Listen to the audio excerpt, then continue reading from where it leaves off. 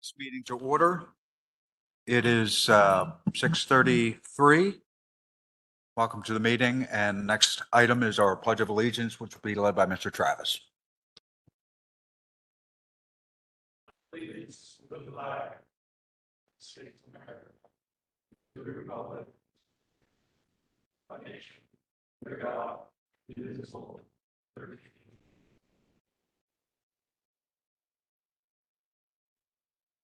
Okay, we'll move on to announcements. The first one is the public hearing scheduled for March 19th, 2025, tomorrow evening, for Chapter 62, amending the code of the Borough of Westchester.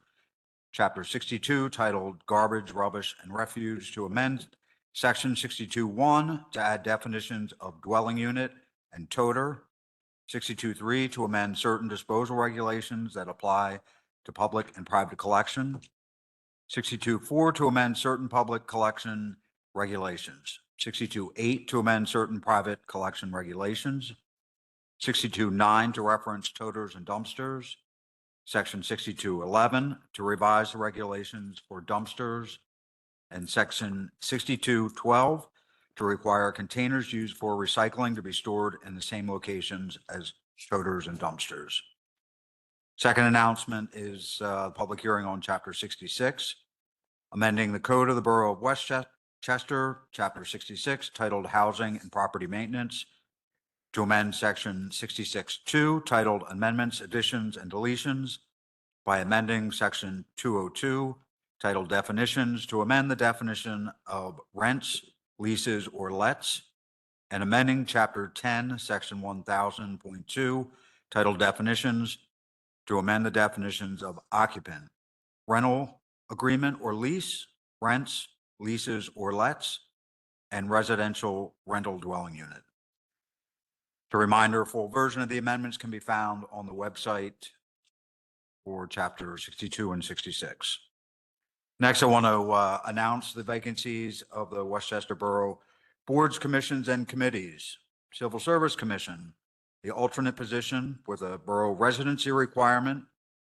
Human Relations Commission, also a borough residency requirement and shall not hold any office in any political party. Planning Commission, borough residency requirement. Public Arts Commission, and finally the Tree Commission. These are all posted under vacancies notice. Lastly, I want to announce the May Borough Council meetings will be held on May 21 and May 2025. Next, we'll have comments, suggestions, petitions by residents and attendants regarding items that are not on the agenda. Mr. Cook, good evening. Darrell Cook, South Walnut Street. First, I'd like to thank Councilperson Flynn for his great work cleaning the graffiti from off the traffic signal box at University and South High and other areas. Thank you. Second, I'd like to thank Public Works for their sign correction work on South High Street, and out-of-towners don't know how important parking is on South High Street. Third, I'd suggest canceling the dumpster hearing for tomorrow. It has too many problems. Thank you. Thank you. Any other comments? Okay. Moving on to reports and presentations. I believe there are none. So we'll move on to item 6, old business. Approve the minutes of the February 18 and February 19, 2025 Borough Council meeting minutes. So moved. Yes, consent, please. Okay, moving on to new business. First item, the ACT, Administration, Communication, and Technology Committee. Brian, I know you weren't here. Brian, do you want to? Yeah, so this was just a standard lease for item 1 here. Motion to approve the lease between SEPTA and Westchester Borough. It was a 2-0 decision. That was basically it. Or any questions or comments on item 1? Mr. McGinnis, how long is the lease this time for us? What did we do? 15 years, right? 15 years. Thank you. Yep. Any other comments, questions? Any from the public? Okay, we can move that to consent. Item 2, Yep, motion to approve sublease between Westchester Borough and Westchester Railroad. This was a standard lease that we renew between the railroad and the borough. comments? Yeah, just a question. What were the terms on this lease? Was it also 15 or 1 year? Same, okay. All right.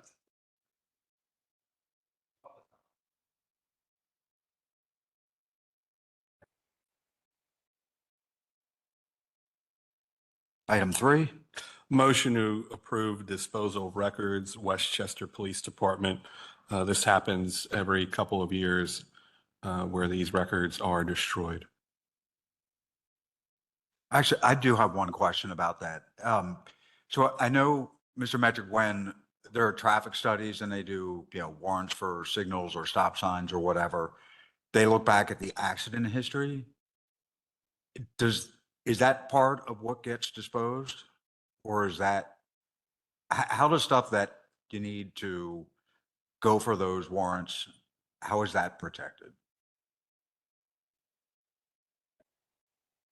That's a good question. I'd have to look and see what exactly is being proposed for destruction.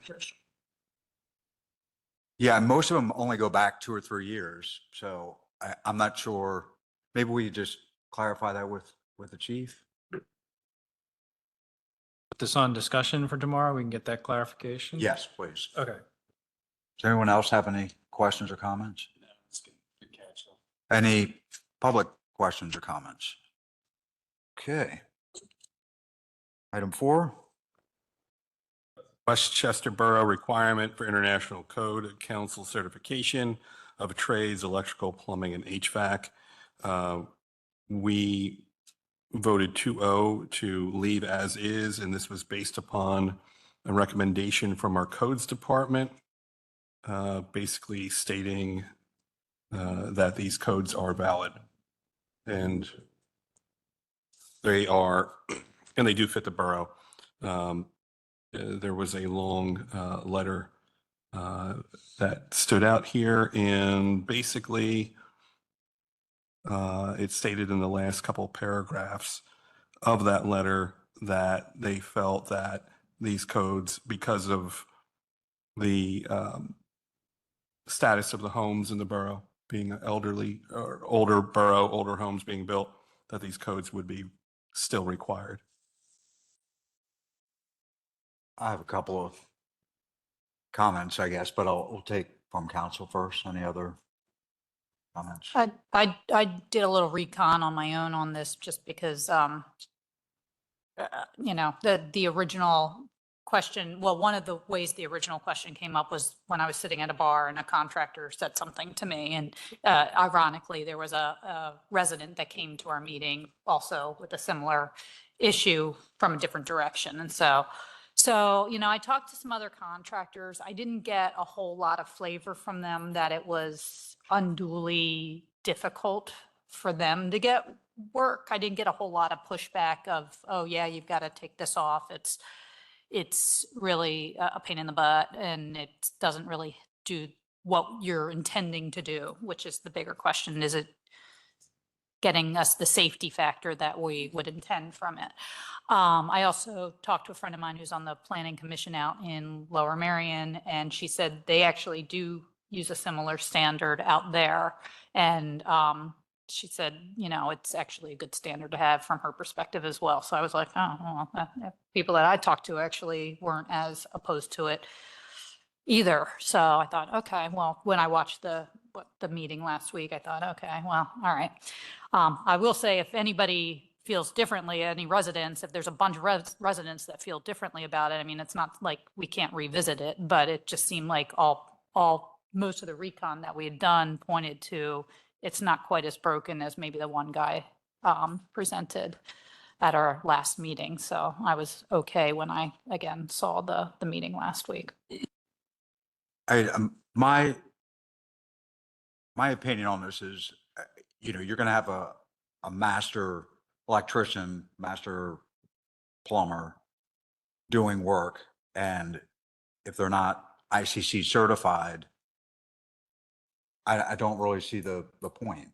I'm not sure what the ICC certification specifically gets beyond getting your master or journeyman's license to be able to work on a property. I guess I'd hope some construction folks would join us and speak up. Obviously, they haven't.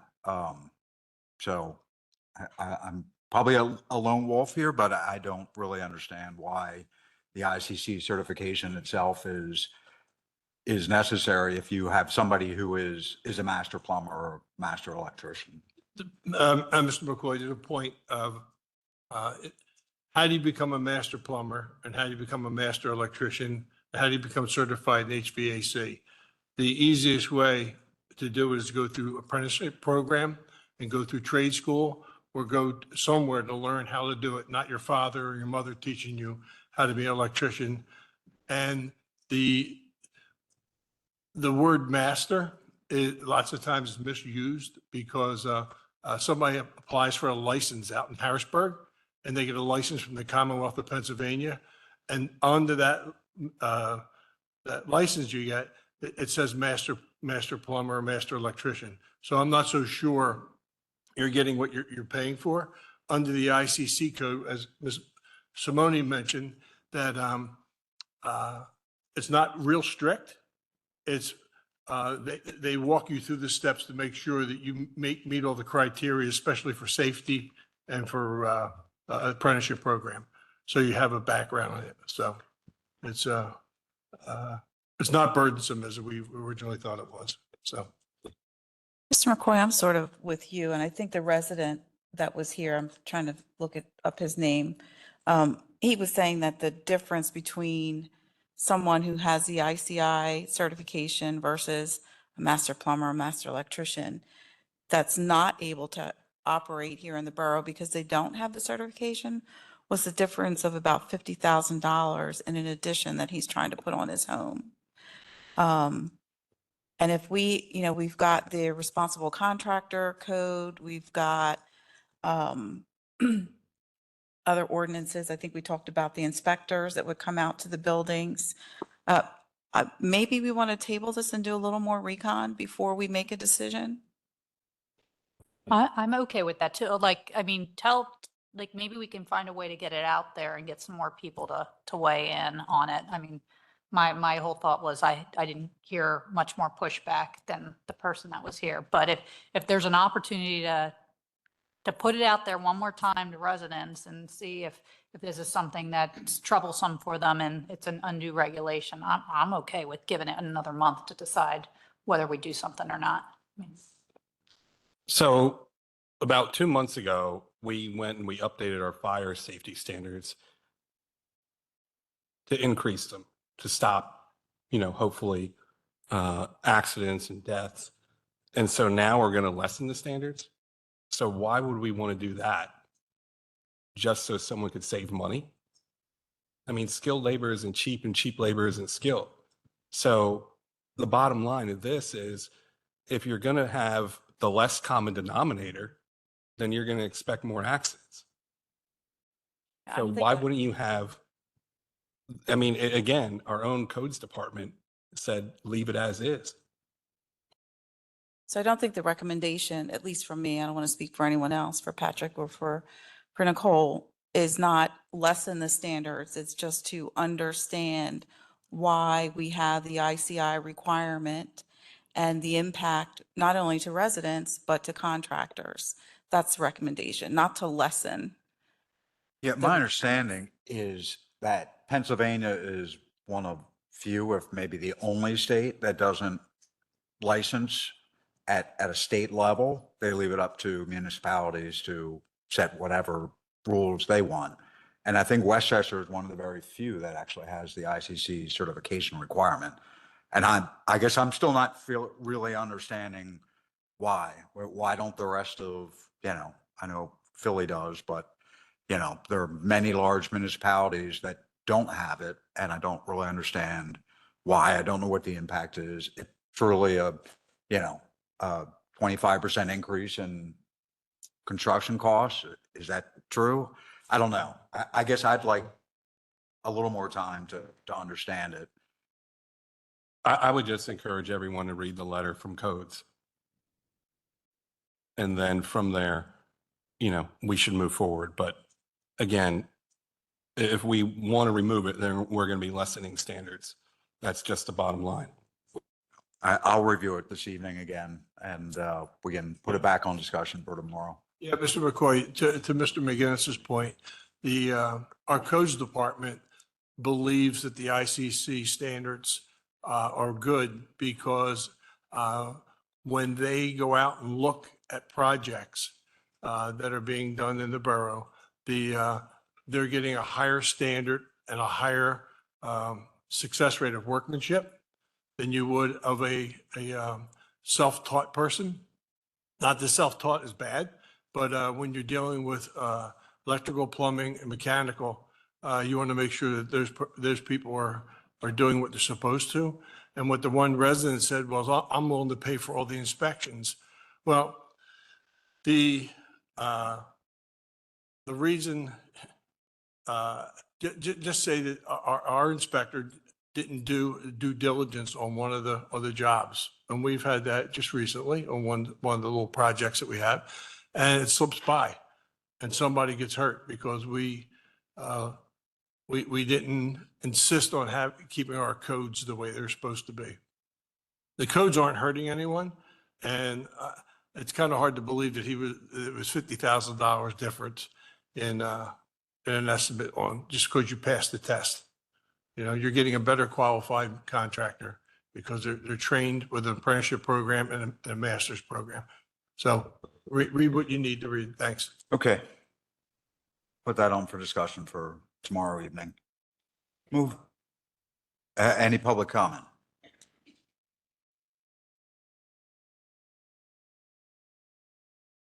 Hi, I'm Lisa Kearns, West Biddle Street. I'm not an expert in this area, but I did spend 26 years in aviation safety.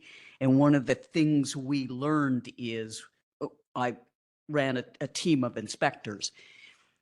If you let it get to the inspector point, that's like the end of the road. You don't want to put all that responsibility on your inspectors. It's like if you have the end of a factory line and you have bad product coming out. You don't want to keep fixing that end product. You want to back it up to the process that's being used that's allowing you to get to that bad product. So I just caution you against using that very end, the inspector, to catch all the problems, whereas you want to have a process in place that gets you what you need so that that inspector is just a quick, yep, everything's good, rather than that's your line in the sand. Any question? Okay, thanks. Thank you. Here, here. I agree with you.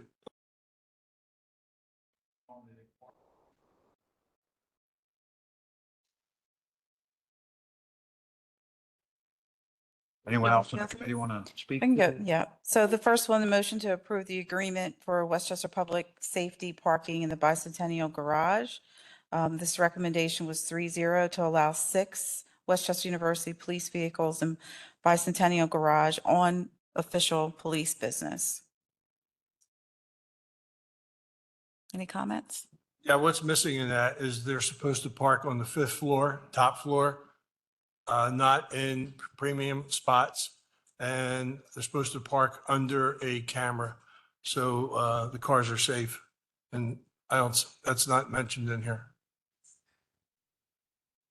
Oh, it's in the agreement? Okay, thank you.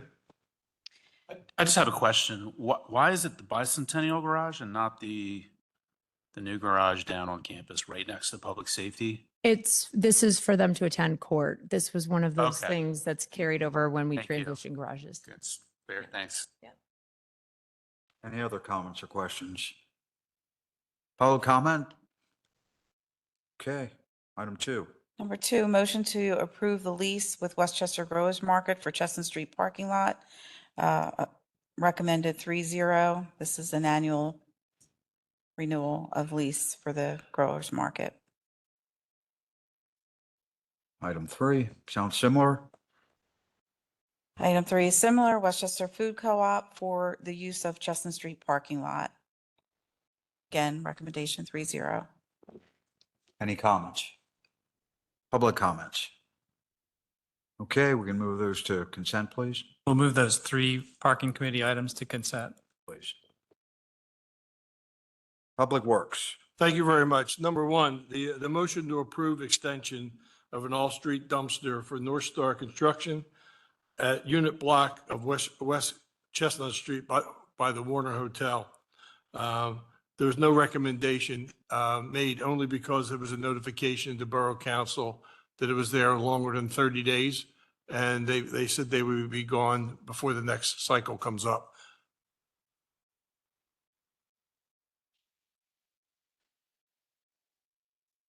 Number 2, motion to approve. So we don't need to approve it. It's going to be gone or it's already gone? I think you need to put it on the consent agenda if you agree for them to exceed that time limit. It's something that has to be. Okay, I have no problem with that. Any Good. comments or Okay. questions? Public comments? Okay. we'll Number move that 2, to consent. motion to approve 2025 aluminum chloride hydroxide sulfate bid to USAL Company at $3.30 per gallon. Comments? Public comments? Okay, we'll move that to consent.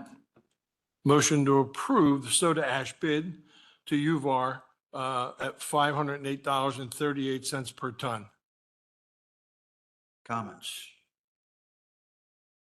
Public comment? All right, we'll move that to consent, please. Right. Number 4, motion to approve the park programming for 2025. Partial spring and summer program list is included.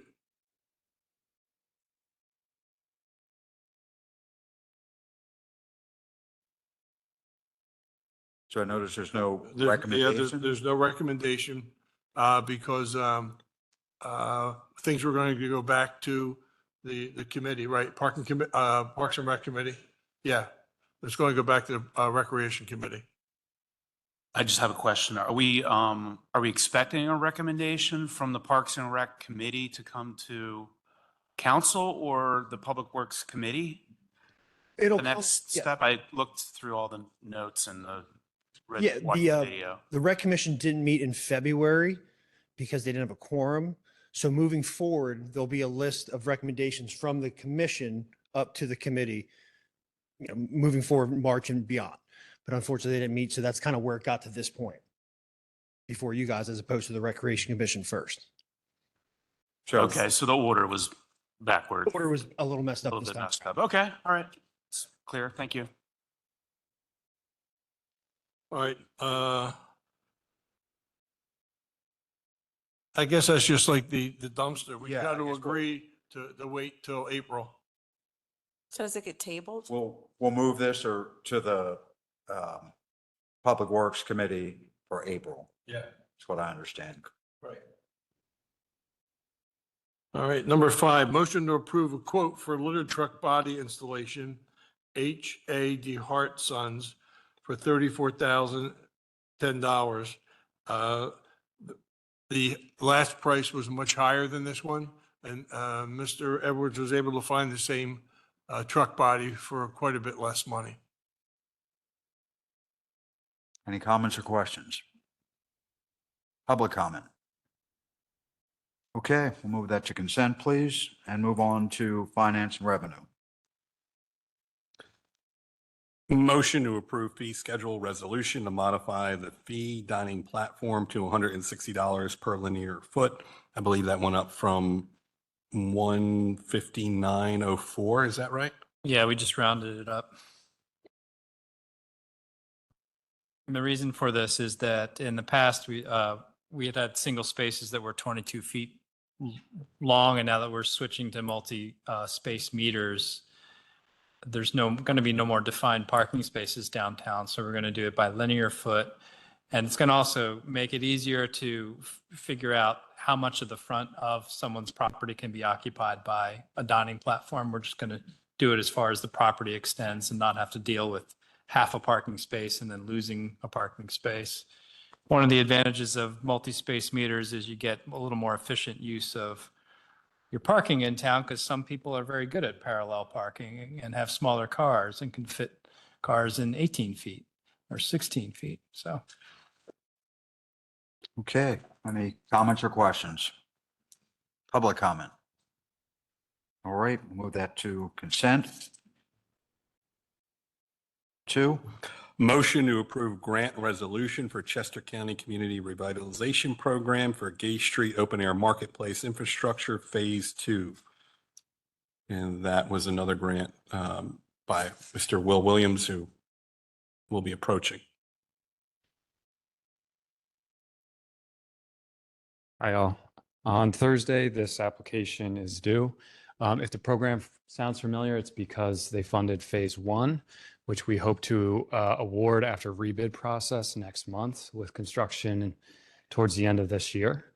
When we submitted that application 2 years ago, we said, we're going to come back to you in 2 years and ask for Phase 2 funding to close out the project.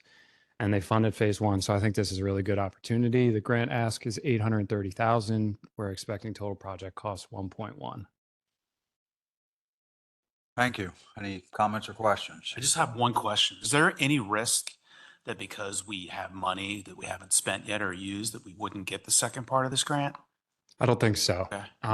This grant is specifically for infrastructure in Chester County's urban centers. So that's 13 or 14 boroughs in the city of Coatesville. I think they go out of their way to fund every application that gets submitted and is respectable.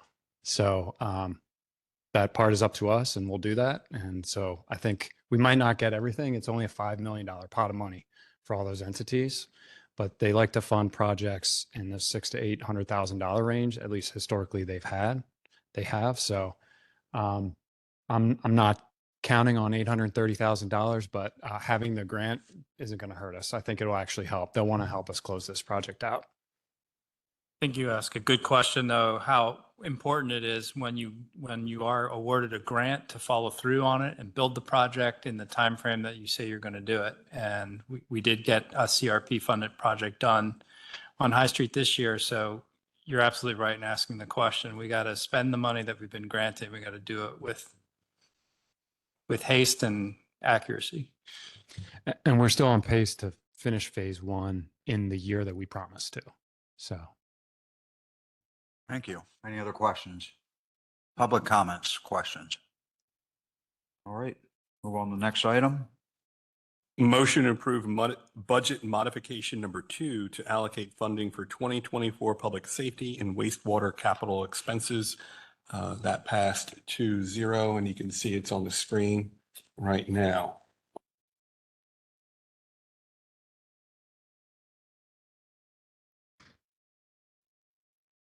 Comments or questions? Public comments or questions? Okay, we'll move that to consent, please. Item 4, Motion to approve the following purchased requests: H.A. DeHart and Son litter truck, $34,010. Big Belly Solar, $14,409.60. That's for the trash bins, trash and recycling bins. Fire Flow Services, $12,731.50. That's fire hose testing and fire apparatus testing.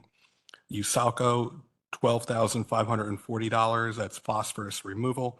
And Colonial Parking, $48,475. That's operating budgets for the garages. am I correct that item B, the Big Belly Solar, we're not going to approve that? Yeah, I was just going to say that that item should be tabled for this. Okay, Thank you. all right, so we'll move item 4A, C, D, E, and E to the consent agenda, unless there are any questions. I just want to give a shout out to our 8th Borough Council member, Daryl Cook, who brought up the question about whether or not we needed the solar compactor. When we were talking about this one last week, he came up to us after and asked this question. And when the team looked into it, it sounds like we can get a similar sized, maybe even the Big Belly, but without the solar component that we don't actually use, at least not across the entire borough, and it can save us some money. So thanks, Daryl. I guess this item will come up again in April, I believe, Mr. Edwards. Thank you. Okay, moving on to Public Safety Committee. Okay, first motion to approve special events, employee specialty fitness, 5K autism awareness walk. B, the Chester County Fraternal Order of Police. Both of those are reoccurring events. And then item C, the Power Place Academy, which is also a run. These were approved 2-0. Any comments or questions? Any public comment? Okay, we'll move those to consent, please, and move on to smart growth. So it's been a very uncontentious meeting today. Hopefully I don't bring up anything here as we round the corner to the finish line. All right, number one, motion to approve dates of Gay Street Open Air Market, Friday, May 2nd to Sunday, September 28th. It's a month shorter this year just because it got cold and not many people really wanted to get out and about and use the street in October last year. But we approved this 3-0, or we recommend 3-0. Does that have any economic impact by shortening the time frame on any of the local businesses, do you think? Did you discuss it at all? We didn't, but I know I was out there walking the dog last year in October, and we're like, nobody's out here. So, I Yeah. don't think it's. Okay, just curious. Probably pick up some parking, funding for parking because it's open. But, And I believe that was also the recommendation from John O'Brien from the bid.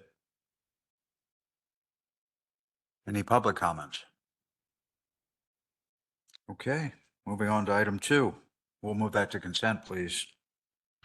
Motion to direct the solicitor to attend zoning hearing for 211 Dean Street. The ask is about a turning triangle. I think we've got a presentation here, so I'll let you talk. Good evening. I'm Denny Howe from Howe Engineering. I'm here with Brian Thomas from Hazley Builders and Aaron Hazley from Hazley Builders on behalf of the property at 211 Dean Street. I had sent over an additional exhibit to provide some further justification for the. Could you talk a little louder? My apologies. I'd sent over an additional exhibit, which I have a hard copy of here, to provide some additional justification, but just to provide the council with some background information.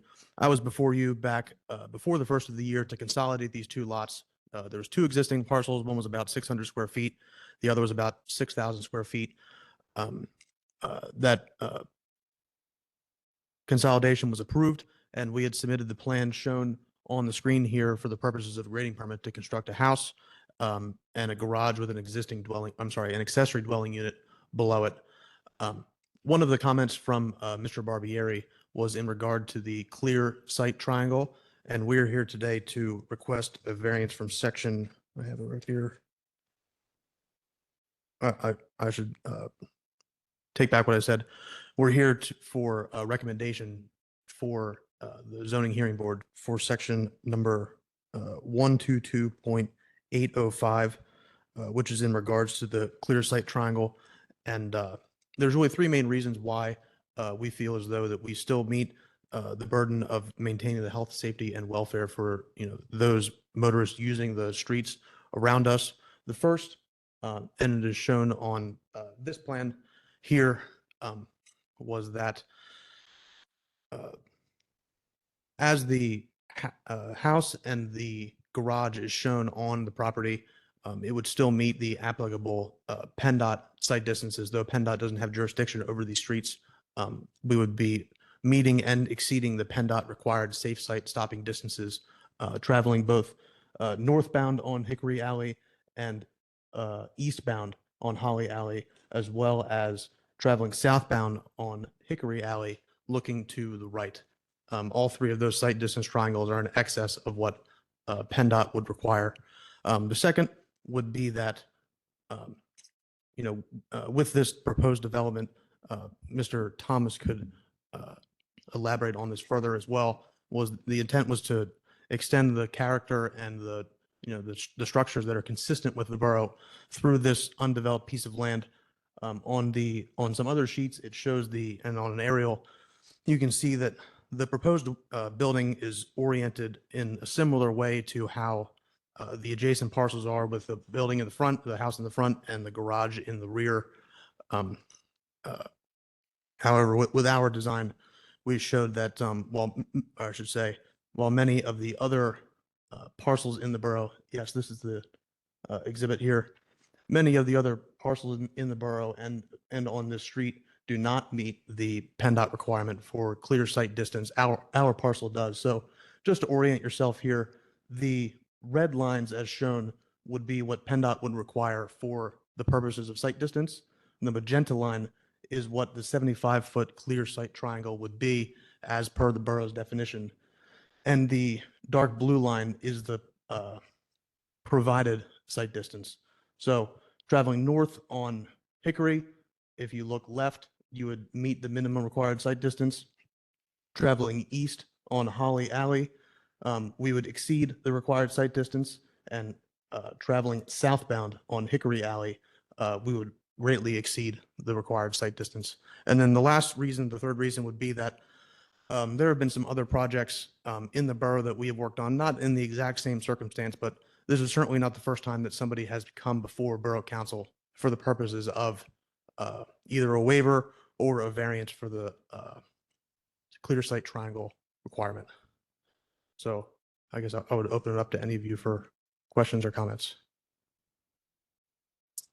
The only question I have, and just because I'm simple, is that if you meet all the requirements, why do you need a waiver? Why do we need? Yeah, if you meet all the requirements that you say you meet, why do you still need a variance waiver? So the section in the zoning code states, on any lot, no wall, fence, or other structure shall be erected, altered, or maintained, and no hedge, tree, shrub, or other growth shall be installed or maintained, which may cause danger to the street by obscuring a view. A clear sight triangle shall be maintained in accordance with the design standards and required improvements for streets set forth by the Borough Subdivision and Land Development Ordinance. So essentially, what we're asking for is that we would like to construct improvements within the magenta triangle shown, really in between where the magenta triangle is and where the blue and the red triangles are, where the blue and the red triangles correspond with the PennDOT required sight distance, and the magenta triangle shows the borough's clear sight triangle. So are you building the ADU or the garage all the way up to the line? Or how far back are you sitting? 5 feet, 8 feet? I can tell you right now. So people going down the alley either way, you won't be able to see. Like, for example, if you're going down Potter Alley and you're going down Willerton Alley, people beep horns because there's a garage right there that a fellow's been living in for 30 years. And the corner of his house is half tore off because the trucks take it off because somebody approved it way back when. So that's why I'm just curious, how are we going to be able to see? And I don't think is there a stop sign there?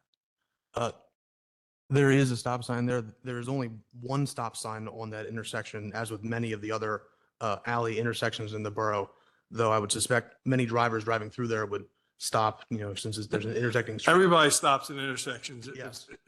So The Shubies don't stop. The residents stop. yes. Yeah.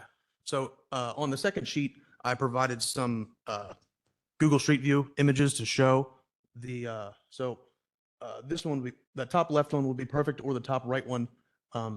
This is looking northbound and southbound on Hickory Alley. You can see off to the left is the subject property, and the only stop sign on that intersection is facing away from us next to that white car. And then, Mr. Flynn, to answer your question about the distance between the clear sight triangle line and the side of the building, it is approximately 7 feet. So there's 7 feet. That's correct. And then the space between the proposed garage and the street will be paved as well. And also on that exhibit, I show what the borough would require for a parking space, which would be 9 by 18, and that entire space being located outside of the clear site triangle as well. Mr. Edwards, you have a comment? Support here. Oh, thank you. The most important thing I heard here is that it complies with PennDOT's site distance triangle requirements, and they're much more knowledgeable and safer than ours would be. So I feel comfortable with what he's asking for that reason. And I can say that we've looked at the site distance requirements in the ordinance, and I do have some concerns. Might be something that we want to change in the future, but if it helps you feel any more comfortable about the situation, I feel good that it meets PennDOT's site distance requirements. Are these, what's the speed limit? Is it posted at all? Is it 15, 25? No, the speed limit is not posted, but for a situation like this, a very narrow alley, they are both listed on the on E-codes as being two-way alleys, but 15 miles an hour is what I assumed for my site distance calculations. Comments? So I think the reason that we said send the solicitor was basically because we knew that there were better minds than our own to be able to understand and address the request more than anything else. We're, looking at the diagrams. Unfortunately, you're saying magenta versus red line. And I'm like, which one's magenta? Which one's the red one? So I don't worry, don't. So the point being that that's kind of why we said, let's send the solicitor, just make sure everything's cool and we're good there. I mean, no one's necessarily, and Don, thank you for your comment there. No one's necessarily saying they're dead fast against it, but I think it was more, we just didn't quite understand it completely and just wanted to make sure that we had representation there that did, knowing that you're going to be there with the committee, the zoning board, so. Yeah, now that this picture here, and you telling me it sits back beyond inside the fence, it makes a lot more sense. You could actually see. And like I said, you got to go slow down the alleys anyway. Right. The people that live in the borough use the alleys because we don't want to get jammed up on the streets. So, it'll be fine for me. Yeah, now I understand it. Yeah. Can you show us the other photos? Yes. You can pan out. So this is from Hickory Alley looking northbound, and this is Hickory Alley looking southbound. You can see the subject property is just located on top of that white car next to the stop sign. This is Holly Alley looking eastbound. So our subject property would be straight and to the left. And then the final picture is Holly Alley looking westbound, and that's our subject property right there. And our proposed garage and accessory dwelling would be back behind the fence. And I would also add that it would be from a distance between Holly Alley in reference to that existing garage, it would be located behind that. It would be located further back from the street from that Holly Alley garage. Okay, thanks. I mean, I'm fine with it. We don't need to send Kristen then, right? I would like to just, if I can, if you don't mind, Please. just clarify that the zoning officer has made a determination and told the applicant that their application requires relief from the zoning hearing board. What the zoning officer is saying, I can't approve your project as you've designed it. The applicant has applied for that relief to the zoning hearing board. The borough council has to make a decision, is that relief something that it wants to defend with the borough solicitor's argument at the zoning hearing? I don't think it would be a good use of the solicitor's time to perhaps just to attend and tune in. We have enough information in front of us. We know that the applicant is planning to construct a garage in a clear site triangle as it's defined in our code, and that creates some obstructions. And we've seen pictures tonight of the intersection. So the decision really before council is that enough of a deviation from your standards, the relief that could be granted by the zoning hearing board, that you want the solicitor to go with billable hours, do the research, create the evidence, and prepare an argument saying why it would be a bad idea for this variance to be granted. So I think the applicant's engineer has made a good argument that it complies with other kinds of standards and that it's a common feature in alleyways in the borough to have garages on these corners and the way it's designed. So you have to make a decision whether you want the solicitor to argue against the applicant. I would not recommend just sending the solicitor just to be there and hang out and get paid. I know when we've sent the solicitor before, not necessarily to oppose, but to make sure that there are conditions if necessary. And in this case, what I'm hearing is, there's probably not associated condition that's going to either make or break this. I mean, I'm fine with how it stands, but I think that's why we've sent the solicitor before, where we weren't necessarily opposing it. Am I correct? But to allow the representation so that if conditions were going to be stipulated, that's. I think we did that for the daycare, right? Correct. Although the daycare didn't get approved, so I guess she ended up arguing against it or something, which I wish hadn't I happened. mean, the only possible, I assume there's, vegetation, plantings in the future are not going to be. Zoning hearing board has that discretion to apply conditions to the approval of the. And we don't need the solicitor in this case to be there to make that. So I'm fine with not sending the solicitor. Do we now need to take the motion off the table though? We either,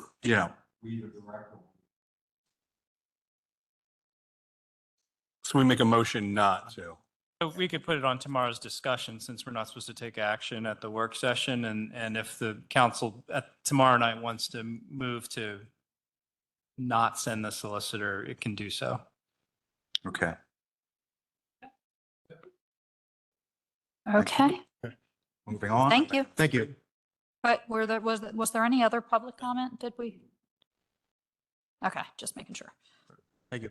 All right, thank you. Number 3, motion to approve certificate of appropriateness for 100 West Gay Street, front door replacement, 132 North Church Street, sign repair, 120 North Church Street, new dining platform, and 111 North High Street, new wall sign. And this was all went through HARB, and so these are all HARB approvals. Any comments, questions? Public comments or questions? Okay, we will move item 3, A through D, to consent agenda. Is there any other business?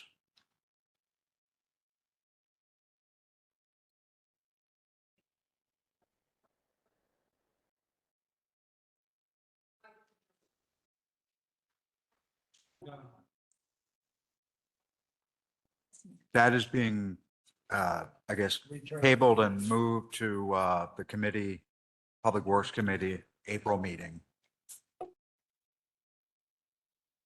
Okay.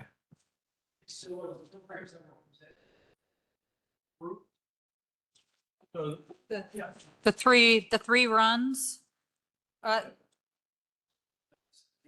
park programming. I thought it was moved to consent for the programming aspect.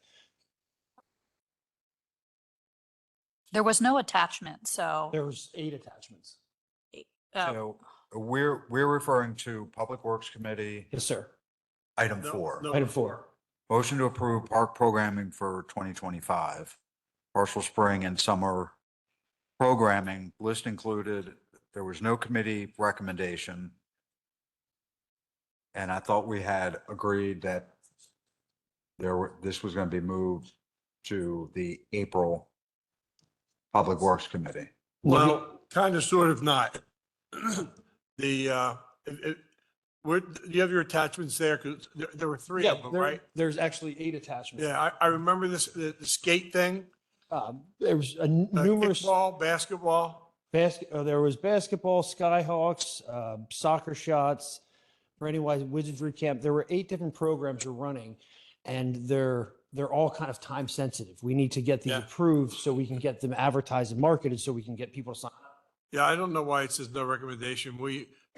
Because we did talk about it. No one had any trouble with it. And, but what we did talk about was all the other programming going back to Parks and Recreation. Yes, moving forward, any programming that we work on will be vetted through the Recreation Commission. And then their recommendations will come through to the Public Works Committee if you would so choose. So I guess what I thought I heard was there was no Parks and Rec committee meeting or commission meeting in February. 'Cause Correct. There was no quorum. Right, we've never. So had there this- was no recommendation. Right, from well, them. this has never happened before. We've never vetted programming. Okay, so we're not waiting until April to get the recommendation after their March meeting. If we cannot wait, that'd be terrific. Again, I'd like to get moving with the advertising for these programs so we can get people signed up. Jeff, do you have the 8 things you could throw up there so council could see it? Sure. Don't you have a meeting coming up next We have week? one at the end of March. It's the last day, but some of these programs start in April. Yeah, Some of we our street went through, programming. yeah, we went through each one of these. That's not, That's the Brandywine School of Wizardry. That's a summer camp, not until June. right, that's not. I one. literally spoke to them today, and again, it's more of a time-sensitive issue. These folks that were working with the third parties, they're itching to get the marketing going so we can get people signed up. I know myself as a father of a 12-year-old, I started signing up my programs back in February for my kid this summer, and they're looking to do the same thing. Yeah, but we got these in March and you're saying some are starting in April. Well, yeah, we've been literally waiting on this since the beginning of February. We were hoping to get things taken care of at the February.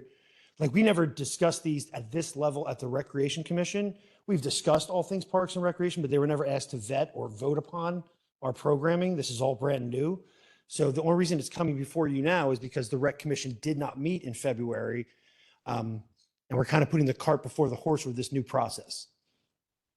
There were 4, I believe, that we were talking about. There were 4 initially from last week. So why don't we go over the 4 so all council can hear about it and we can have a discussion on it tomorrow. Just Tennis is the one we talked about. The Brandywine Wizardry Summer Camp, the Learn to Skateboard program, and the 4th, if I'm not mistaken, was it's either Science Explorers or, hold on, Jeff, go to the next one. Yeah, go to the next one, please. I think it was tennis. Soccer. Yeah, I mean, There's a soccer. Yeah, I thought soccer shots. I apologize. Soccer shot, right, it was soccer shot, Soccer shots, Brandywine Wizardry. skateboard thing, Learn to Skateboard. tennis. And tennis and pickleball. Again, those are both on kind of hold until the courts get done at Hoops Park Yeah. anyways. I don't personally don't have a problem with any of these. I guess I'm just unclear of the process of what we're doing. I'm fine with these, approving these as is, but if I'm understanding correctly, if we have programming moving forward, it's going to come a month in advance to the Yes. Recreation Commission, and then we'll come to council through the Public Works Committee. Correct, yes. Okay. Just these 4 right now.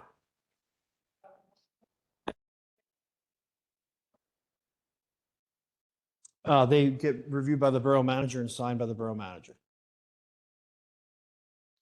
I would recommend the next time this comes up, like, you know, how we got the public works costs and there's like A, B, C, D and things like that. Let's try to have a consolidated list so we're not just Happy poking to do- around through attachments. However you guys would like to see it, it's fine by me. This is, again, a new process that we're working on here, and it'll be a little different come April because it'll be vetted by the Rec Commission at the end of March.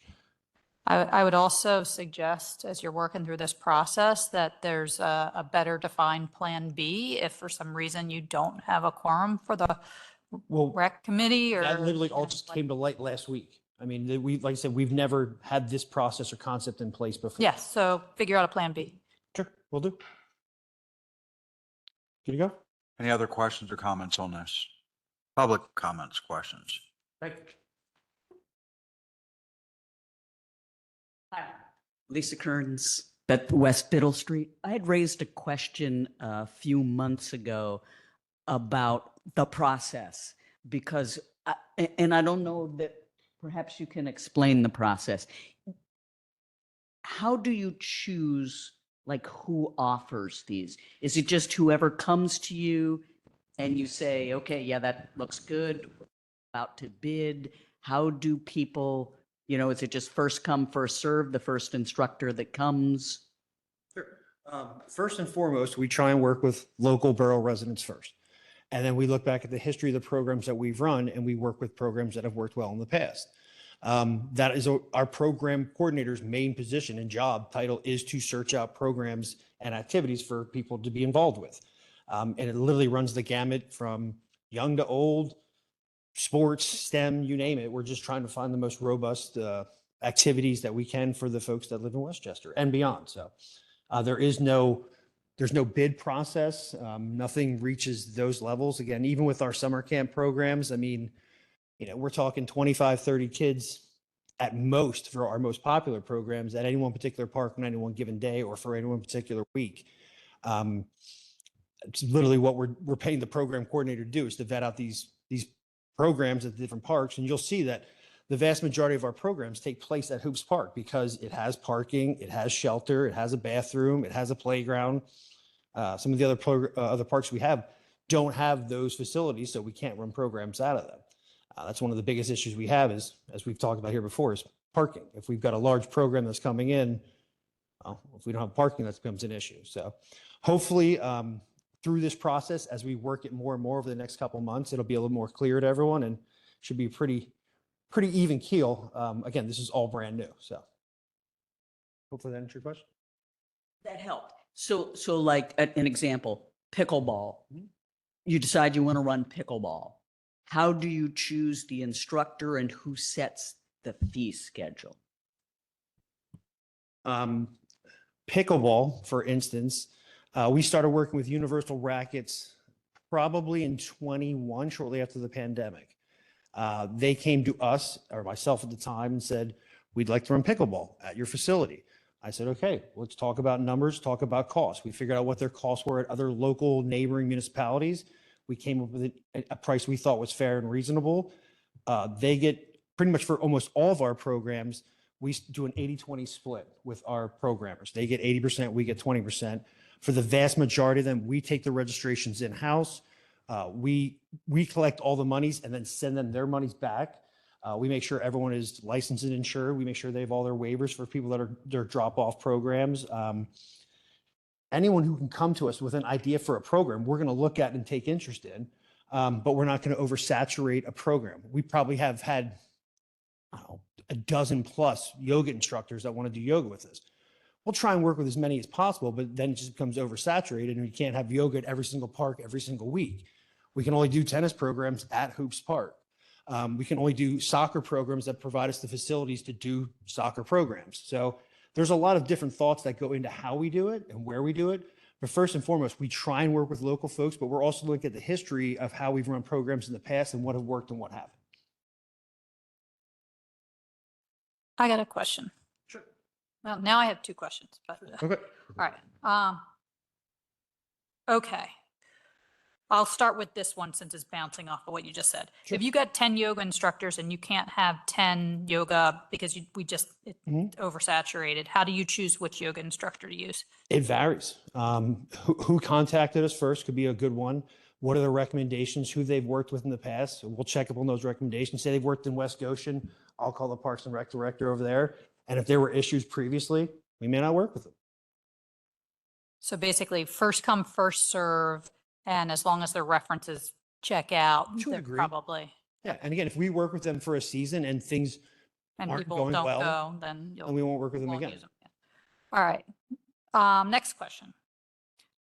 It looks like this Skyhawks thing which is golf? They do a number of programs that we're looking at. It's more of an introductory to golf at the very lowest levels. It also starts in April Mm-hmm. 8th, it looks like. So you didn't ask for any approval or anything there. That wasn't on the list from last week. I keep populating the list. That's what you're looking at as we get it for this meeting. So does this one need to go If you would on be so the inclined list to for approve this tomorrow? Skyhawks? What do we do with, like, this one? There's also Zumba. That's like another one that looks like it starts in Correct. next week. The four that were on the list from last week were the four that I mentioned earlier. All right, so I've what been are we populating to, that list since last week as those those agreements have come in.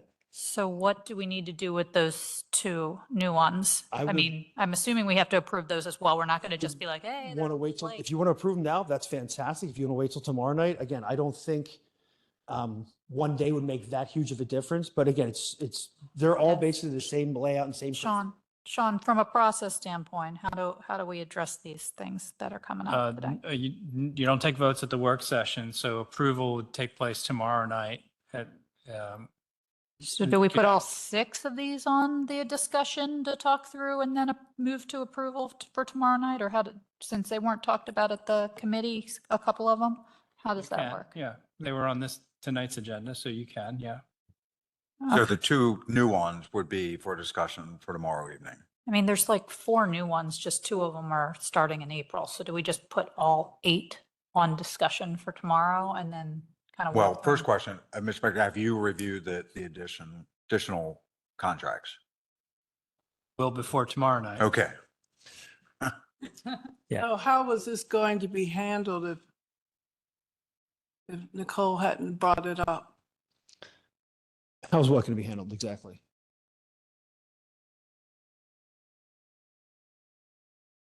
The 8 programs that I have agreements in place for are all attachments. They're available to be reviewed by you, by whoever right now currently. If at all possible, I would like all 8 approved for tomorrow so we can move forward with the advertising and setting up registration. I mean, they're literally ready to go from our perspective on our MyRec system. All we have to do is click a button and they're forward facing or public facing. And the folks that we're working with are literally waiting to advertise as well. I told them I don't want them to advertise until we've got approval from council. Yeah, so the motion is to approve the park program for 2025 with the attachment. So if the attachment was included in They're all there. work session this evening, then it includes all of them, but we haven't seen 2 of them, so we're gonna We haven't seen 4 have of a them. discussion tomorrow on them. Yeah, Correct. yes. And Dana, in the discussion, I would recommend that you put, thank you.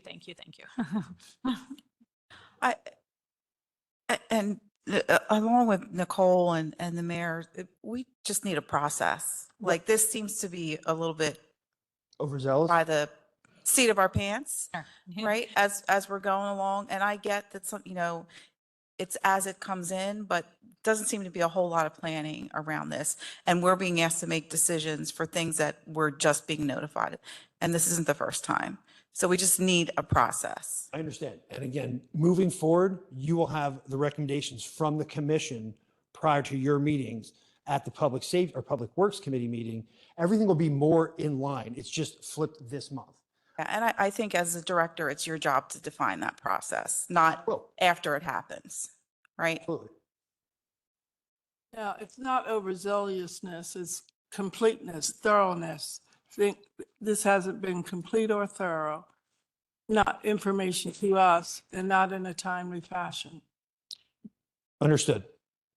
Keith, the one question I have left is the people that are actually doing the various events with children.